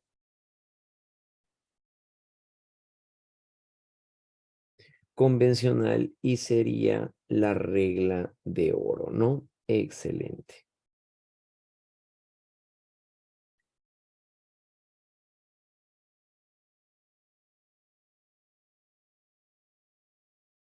En ocasiones las personas buscan seguirle dando sentido a su vida en las actividades productivas que lleva a cabo, por lo que si se propone, refiere, por lo que si una persona refiere, a la edad que tengo, me importa más dejar mi huella en este mundo, mientras aún pueda producir.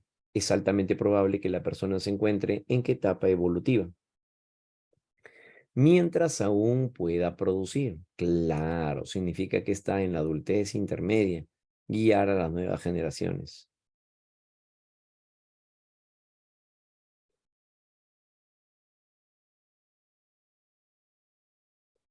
Muy bien. ¿Qué alternativa describe correctamente el pensamiento de una persona en la adultez tardía? Adultez tardía.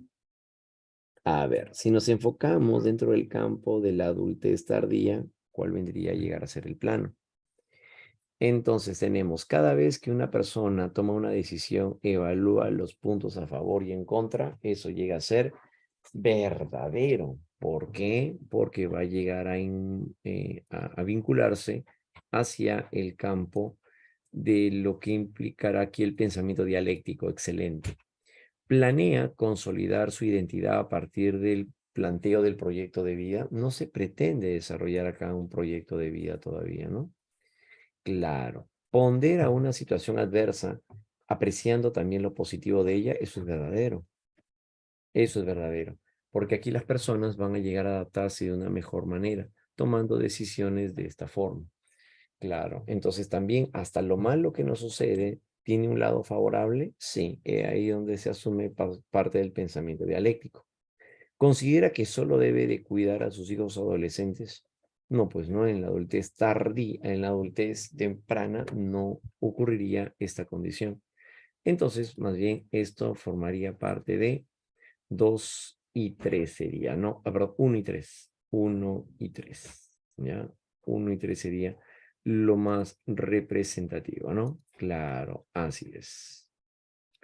Para Lucía, de 27 años,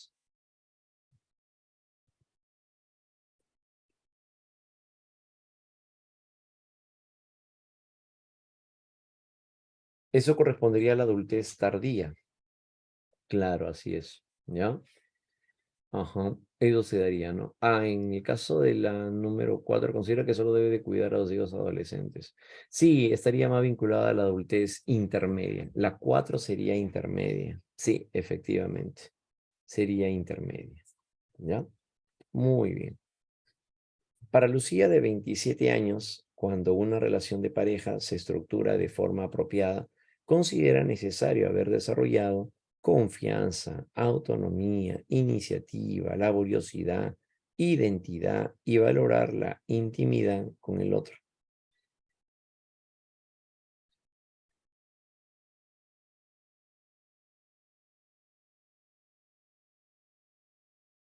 Muy bien. Entonces,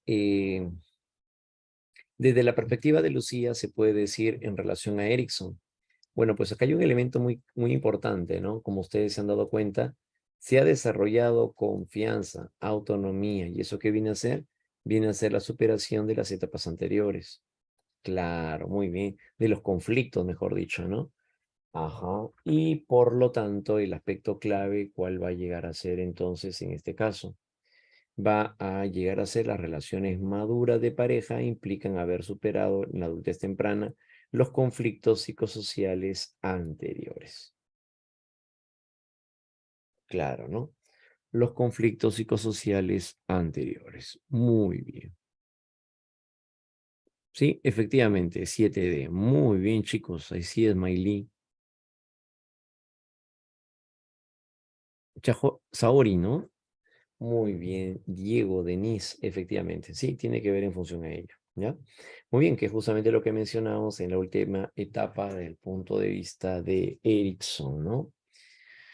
El punto de vista de Erickson. En cuanto a las condiciones de la dimensión psicosocial del desarrollo humano, a causa del conflicto de la integridad frente a la desesperación, desde la perspectiva de Erickson, ¿cuál de las siguientes situaciones podría deprimir a un adulto mayor? Muy bien, aquí pueden haber varios elementos, como pueden apreciar, pero sobre todo, ¿cuál es la de mayor referencia? A ver, vamos a verlo por acá. Voy a subrayar aquí una palabra clave, ¿ya? Aquí está, donde dice dimensión psicosocial a causa del conflicto de la integridad frente a la desesperación. Claro. Condición de la dimensión. ¿Cuál de las siguientes podría deprimir a un adulto mayor? Si estamos hablando de la integridad frente a la desesperación, ¿qué podría llegar a deprimir a un adulto? Aquí está, ¿no? ¿Qué podría deprimir a un adulto mayor? ¿Qué podría deprimir a un adulto mayor? Entonces, en este caso, estaría relacionado sobre todo con aquello de lo cual no puede realizar en función al pasado. Claro, muy bien. Entonces, ¿cuál sería? Pues un balance negativo en la vida y la imposibilidad de cambiar el pasado. El balance negativo viene porque no hay integridad, sino porque hay desesperación.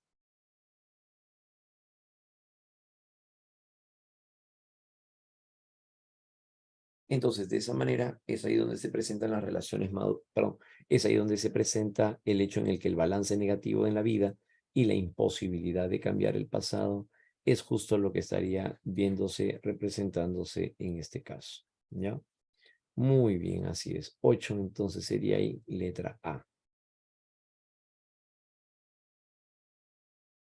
Por lo tanto, lo vamos a referir ahí, ¿no? Así es. ¿Cómo poder diferenciar qué?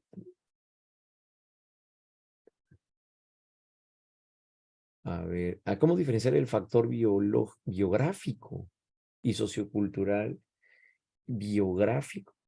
Biográfico tiene que ver con las condiciones personales, nombres, ¿no? Características del individuo, sobre todo, ¿no? En el ámbito y el ámbito sociocultural. El ámbito sociocultural y biográfico son totalmente diferentes, porque lo biográfico tiene que ver con las características del individuo a nivel personal. Sociocultural tiene que ver sobre todo dentro del ámbito de familia, escuela, cultura, tradición. Eso es sociocultural. Claro, ¿no? Lo biográfico tiene que ver pues con edad, qué sé yo, ¿no? Eh, el nombre de los padres, ¿no? Algo así, ¿no? Son datos, claro, ¿no? Lo biográfico vienen a ser los datos. Lo sociocultural vendría a ser lo que ha aprendido la persona, sobre todo en ese sentido, ¿ya? Así es, correcto, Denise. Muy bien. A ver, dice Antonia, a ver, vamos a resolver lo que propone Denise. Antonia dice, le comenta a su prima que en sus últimos años siempre la molestaban en el colegio por su aspecto físico, incluso le hacían ciberbullying por las redes sociales. Ella tuvo consecuencias negativas en su autoconfianza y en el desarrollo de sus habilidades sociales. Respecto a este caso, se puede señalar que el factor que tuvo influencia en el desarrollo psicosocial de Antonia, ¿cuál vendría a llegar a ser?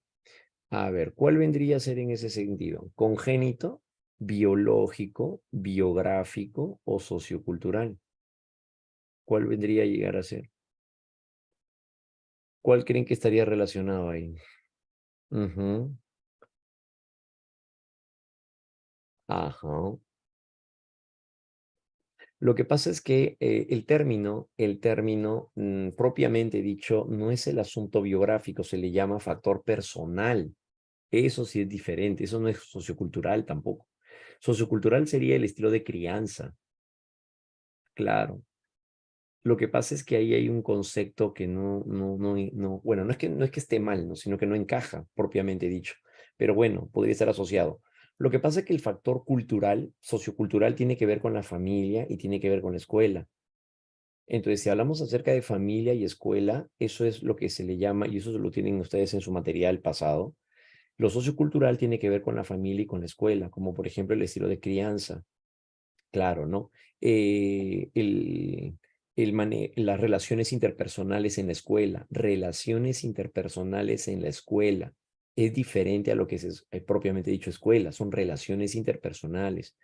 Ahora, si aquí estamos diciendo de que ella le está sucediendo la burla, lo físico, incluso le hacían bullying en las redes sociales y tuvo una consecuencia negativa en su autoconfianza, en su autoestima, como bien dice el enunciado, en sus habilidades sociales. Entonces, ese factor es lo que le tocó vivir a la persona. Eso se llama factor personal. Ese es el factor personal. Claro, entonces eso no es sociocultural, eso es personal. Sociocultural sería a través de una tradición, pero no es una tradición hacer bullying, pues. Costumbre, cada 6 meses me hacen bullying, eso no puede ser, pues, no puede ser sociocultural, pues. Sociocultural es aquello que se da a través de un comportamiento dado por una sociedad, pero que se da a través de un periodo, a través de un desarrollo establecido en el tiempo. Entonces, eso es sociocultural. Entonces, las costumbres, las creencias, ya eso es sociocultural. El estilo de crianza de los padres, por ejemplo, ¿no? Pero aquí lo que se está hablando es un factor personal. Entonces, el factor personal, ¿cuál sería lo más cercano? Biográfico, pues, no hay otra, pero es lo más cercano. Pero el factor se le llama factor personal. Claro, ¿no? Al factor personal, bueno, quien haya propuesto la pregunta, es el que ha considerado el factor personal como el factor biográfico. Ujú, claro, ajá, de esa manera. ¿Por qué? Porque es un aspecto ocasional, situacional. A eso es a lo que se refiere. Claro, ¿no? ¿Recuerdan que vimos una imagen donde vimos los factores del desarrollo y había el factor personal? Y el factor personal ahí estaba la muerte, estaba los conflictos familiares, ahí estaba también incluso el bullying. Claro, el abuso sexual. Claro, porque eso no es sociocultural, pues, ¿no? No es que uno tiene abuso sexual cada 6 meses, pues, no sé, no es algo programado, pues, no es posible eso, no es sociocultural eso. Sería un factor personal, pues. ¿Por qué? Porque es algo que le toca vivir a cada individuo muy probablemente y eso no está programado, pues.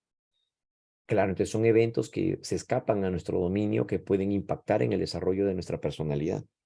Eso se llama factor personal. Ahora, ahí no hay factor personal, no está el nombre de factor personal. Lo más cercano sería el factor biográfico, pero es lo más cercano porque no hay otra, pues, no hay otra. Porque lo biográfico estaría más relacionado más bien con la parte, pues, de los datos personales, ¿no? Pero bueno, es lo más cercano. Pues el concepto más apropiado es el factor personal. Eso es lo más adecuado, ¿ya? Muy bien. Sí, sí, es una pregunta con trampa. Sí, efectivamente, ¿ya? Bien. Excelente, muchachos. Muy bien. Así es. Ahora, en esta última parte, nosotros tenemos a continuación lo siguiente. Dice, en concordancia con los lineamientos dados en la primera Asamblea Mundial para el Envejecimiento en el año 2000, se conformó que en el Perú una comisión multisectorial para la formulación del Plan Nacional de Personas Adultas Mayores, que desde el 16 de junio del 2013 cuentan con Plan PAN, promoviendo el envejecimiento activo y saludable, el cual está vigente y cuyo objetivo es mejorar la calidad de vida de las personas adultas mayores, todo ello basado en 4 políticas nacionales esenciales: envejecimiento saludable, empleo, previsión y salud social, así como participación e integración social y educación, conciencia y cultura. Todo el envejecimiento, sobre el envejecimiento y la vejez. Este plan ha sido elaborado considerando los enfoques básicos que orientan la acción del sector: los derechos humanos, la igualdad de género, la interculturalidad, así como el enfoque intergeneracional. La doctora Margaret Chan, general de la OMS, en el Informe Mundial del Envejecimiento y la Salud, publicado en el año 2015, menciona las profundas consecuencias para la salud y para los sistemas de salud, su personal y su presupuesto, que implicará el envejecimiento poblacional. Señala también que los desafíos planteados en el presente siglo deben de ser enfrentados con prontitud. En el informe se enfatiza que las personas mayores, lo más importante es mantener la capacidad funcional y que el envejecimiento saludable es algo más que la ausencia de enfermedad. Se pretende, luego de un debate multidimensional, encontrar esta respuesta más apropiada en la salud pública respecto al envejecimiento de la población, es decir, considerar esta etapa como una nueva oportunidad para las personas y la sociedad. ¿Bien? Entonces, a raíz de ello, listo, genial, Denise. Vamos a encontrar entonces, se puede deducir del texto que si desea implementar programa de promoción respecto al adulto mayor, entonces, ¿qué deberíamos de tener en cuenta? Recuerden que en el enunciado señala el valor por la participación no solamente de los ancianos, sino de todo aquello que conforma una comunidad. Entonces, de ser así, ¿cuál sería lo más adecuado? Ujú. El aspecto más valioso se ve reflejado en, claro, muy bien, muchachos, se debería de considerar la participación activa de la ciudadanía para favorecer a estos programas, pues también se llegará en algún momento a esta etapa de la vida. Claro, entonces, ¿qué es importante? El manejo que se tiene entre todos, ¿no? Por eso la participación activa de la ciudadanía, ¿no? Que sería un elemento clave. Muy bien, excelente. De lo referido en el texto, se puede inferir que la idea de salud en cuanto al adulto mayor no solo se ve reflejado en la ausencia de enfermedad, sino en el enunciado nos dicen esto, ¿verdad? Que implica no solamente se trata de la salud o ausencia de enfermedad, sino cómo debería de vivir el adulto tardío, cómo debería de vivir, en qué condiciones debería de hacerlo. Entonces, no solamente la condición de salud es ausencia de enfermedad, sino también involucra la parte mental, la parte psicológica y cómo la persona se adapta de una mejor manera. Entonces, de ser así, ¿eso qué viene a ser? Eso se llama calidad de vida, pues. Claro, por lo tanto, el manejo más apropiado que pueda llegar a tener el individuo se daría a través de la calidad de vida. Alternativa, entonces sería acá, alternativa, letra D de dado, ¿no? Así es. Lo que pasa es que no se puede asegurar un estilo de vida saludable. No se puede asegurar. Asegurar significa que siempre tendrá un estilo de vida saludable. No, porque eso va a depender del abuelito, pues, y su estilo de vida que es personal. Claro, los programas no van a asegurar un estilo de vida saludable. El estilo de vida saludable vienen a ser las conductas cotidianas que realiza la persona. Claro, para mantener la condición de salud. A eso se refiere, ¿no? Ajá. La vida saludable y la calidad de vida son distintos, claro, pues porque la vida saludable hace referencia a la forma de vida que nosotros tenemos llevando a cabo un comportamiento cotidiano.